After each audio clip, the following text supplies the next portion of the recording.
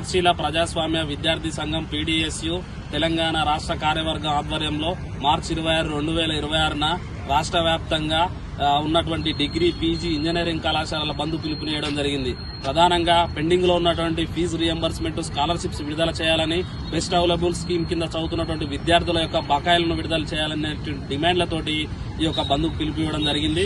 ఈ రోజు కాంగ్రెస్ ప్రభుత్వం అధికారంలోకి వచ్చి 25 నెలల కాలం పూర్తవుతున్నా కూడా ఇంతవరకు కనీసం విద్యాశాఖ మంత్రిని కూడా నియమించకుండా తన యొక్క నియంత పాలనను కొనసాగిస్తున్నటువంటి ఒక స్థితి మన ముందు కనపడతా ఉంది. అదేవిధంగా ఎన్నికల ముందు కాంగ్రెస్ పార్టీ అనేక రకాలైనటువంటి హామీలు ఇవ్వడం జరిగింది.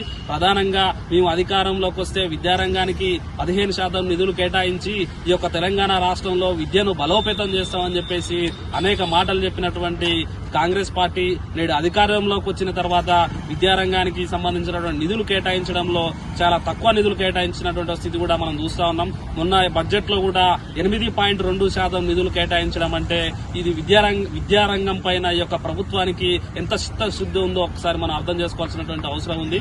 ఈ రోజు రాష్ట్ర వ్యాప్తంగా దాదాపు 10,000 కోట్ల పెండింగ్ రియంబర్స్మెంట్ విద్యార్థులకు రావాల్సినటువంటి స్థితి ఉంది. అంటే ఈ యొక్క పెండింగ్ రియంబర్స్మెంట్ పైన ఆధారపడి చదువుతున్నటువంటి విద్యార్థులు, లక్షలాది మంది విద్యార్థులు తమ యొక్క విద్య పూర్తయిపోయిన తర్వాత ఈ రోజు తమ సర్టిఫికెట్లు తీసుకోవాలన్నా కూడా ఈ యొక్క కళాశాల మేనేజ్మెంట్లు కూడా ఇవ్వనటువంటి ఒక స్థితి కనపడతా ఉంది.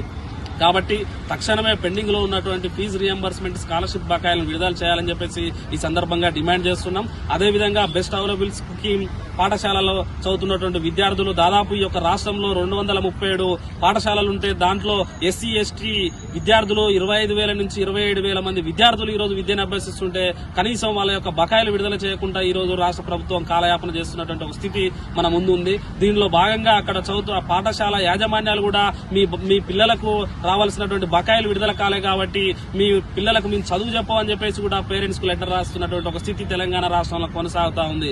కాబట్టి ఈ రోజు బెస్ట్ అవైలబుల్ స్కీమ్ అంటేనే ఎస్సీ, ఎస్టీలు అంటే ఈ రాష్ట్రంలో అత్యంత వెనుకబడ్డటువంటి ఎస్సీ, ఎస్టీలు చదువుతున్నటువంటి పిల్లల పైన కూడా ఈ యొక్క ప్రభుత్వానికి ఇంత కూడా ప్రేమ లేదని చెప్పేసి ఒకసారి మనం అర్థం చేసుకోవాల్సిన అవసరం ఉంది. కాబట్టి తక్షణమే పెండింగ్ లో ఉన్నటువంటి 10,000 కోట్ల పెండింగ్ రియంబర్స్మెంట్ విడుదల చేయాలి. అదేవిధంగా బెస్ట్ అవైలబుల్ స్కీమ్ కింద పెండింగ్ లో ఉన్నటువంటి 218 కోట్ల బడ్జెట్ ను విడుదల చేయాలి. అదేవిధంగా విద్యారంగానికి బడ్జెట్ ని 30% నిధులు కేటాయించాలని చెప్పేసి ఈ సందర్భంగా మేము డిమాండ్ చేస్తా ఉన్నాం. ఈ డిమాండ్ చేస్తూ మార్చి 26వ తారీఖున రాష్ట్ర వ్యాప్తంగా బంద్ జరగబోతా ఉంది. ఈ బంద్ లో కూడా విద్యార్థులు, మేధావులు, ఉపాధ్యాయులు అందరూ కూడా ప్రజాస్వామికవాదులు ఈ బంద్ లో పాల్గొని బంద్ ను విజయవంతం చేయాలని చెప్పేసి ఈ సందర్భంగా మేము డిమాండ్ చేస్తున్నాం. పొడపంగి నాగరాజ్, పీడీఎస్ తెలంగాణ రాష్ట్ర ప్రధాన కార్యదర్శి.